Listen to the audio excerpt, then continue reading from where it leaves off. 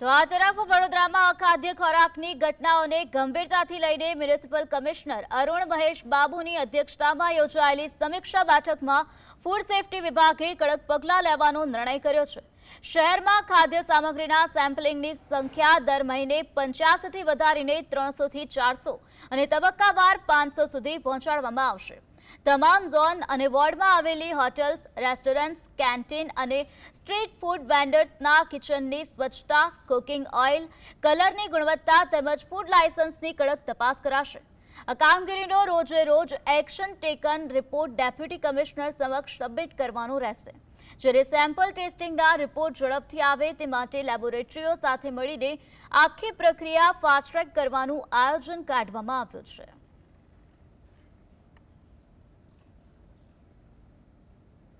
જે રીતનું બીજા કોઈ જગ્યામાંથી અનબનાવની મેસેજીસ આવતા અને ગંભીરતાથી લઈને વડોદરા શહેરમાં આવા કોઈ ઘટના ના બનવું જોઈએ એના માટે તકેદારીની ભાગરૂપે આજે આ મીટિંગ કરવામાં આવી છે।